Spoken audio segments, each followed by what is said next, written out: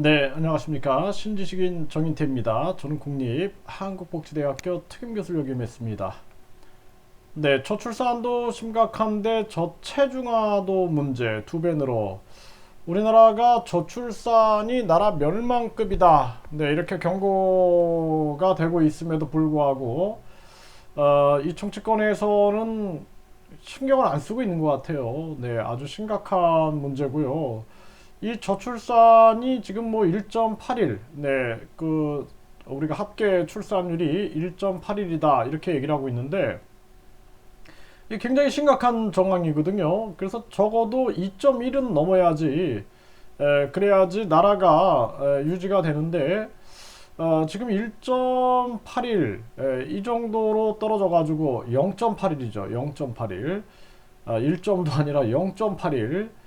그래서 심각한 정황으로 가고 있는 그러한 상황입니다. 근데 여기에다가 저체중아가 문제가 이게 또 심각해지고 있어요. 그래서 이 기사를 보게 되면은요, 네, 이 코미디닷컴이라는 이 저출산 못지않게 심각한 저체중아 여기에 대해서 이 박문일 원장, 네, 동탄제일병원장, 네, 이 박문일 원장께서 쓰신 글이 있는데 여기 보면은 이런 얘기를 하고 있습니다. 그 우리나라가 저출산 현상과 함께 태어나는 아기들의 저체중아율이 20년 동안 2배 가까이 높아졌다라는 거예요. 2배. 네. 그래서 2000년도에는 3.8이었는데 20년 후인 2020년도에는 6.7%로 2배 정도가 늘어났다라는 것입니다.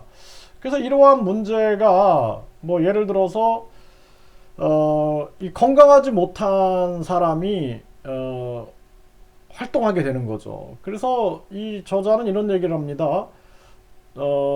우리나라 군대의 사병 숫자가 감소하고 있고 새로 들어오는 신병들조차 총을 들 힘도 없는 건강하지 못한 사람들이 많다라는 거예요. 전투력에 도움이 되기는커녕 오히려 기존 사병들의 도움이 필요한 지경이다. 이런 얘기를 하고 있고요. 영국 옥스퍼드 인구문제연구소는 지구상에서 가장 먼저 사라질 나라로 한국을 뽑았다라는 거죠.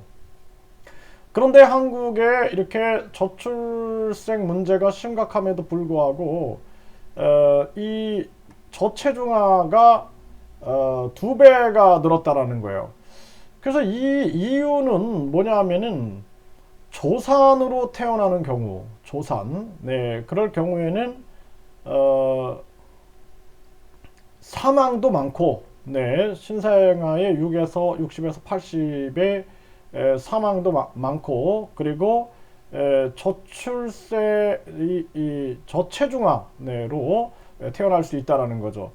그래서 저체중아의 신생아 사망 원인의 6, 80%를 차지하고 있고요. 조산으로 태어난 저체중아는 5세 미만 어린이의 주요 사망 원인이 되고 출생 시부터 호흡 곤란증 그리고 발육이 늦다라는 거죠.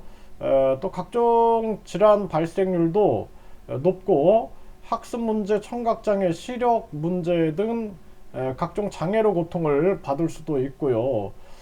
1500g 이하의 저체중아는 뇌성마비 유병률이 상당히 높다라는 거죠. 이렇게 얘기를 하고 있습니다. 굉장히 이게 심각한 문제죠. 그래서 이 고령 임신이 이런 원인으로 뽑힌다라는 거예요. 그래서 의학적으로는 35세 이상 임신부를 고령 임신부로 분류하고 있다라는 거죠. 고령 임신부. 그래서 우리나라 같은 경우에는 요즘에 이제 결혼을 늦게 하는 추세죠. 네, 그러다 보니까 이 35세 이상 고령 임신부가 2009년도에는 15.4%였는데 2019년도에는 33.4%로 10년 새에 2배 이상이 되었다라는 거죠.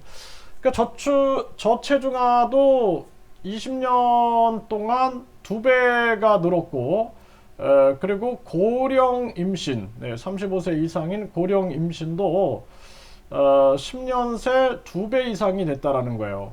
그러면서 또 시험관 임신율도 높아져서 그에 따르는 쌍둥이 임신도 증가하는데 쌍둥이의 54% 정도가 조산되므로 이에 대한 전향적인 대책이 필요하다라는 거죠. 실제로 한 아기를 임신했을 때 6%만이 저체중아인데 쌍둥이 임신에서는 50% 이상 저체중아로 태어난다라는 겁니다. 네. 이러한 상황, 이러한 상황들이 진행되고 있다. 그러니까 우리가 이제 우리 사회가 결국에는 비혼 문화, 그리고 비출산 문화, 이러면서 나중에는 고령 임신율이 10년 새에 2배가 높아지고 20년 새에 저체중아도 이렇게 2배로 늘어나고 있는 거죠. 그러니까 저출산 문제가 아주 심각한데 이것을 인해 파장되는 저체중아 문제, 이것도 아주 심각한 정황이다. 대한민국의 정치인들이 또 우리 국민들이 총체적으로 함께 고민하지 않으면 안 된다. 이렇게 말씀을 드립니다.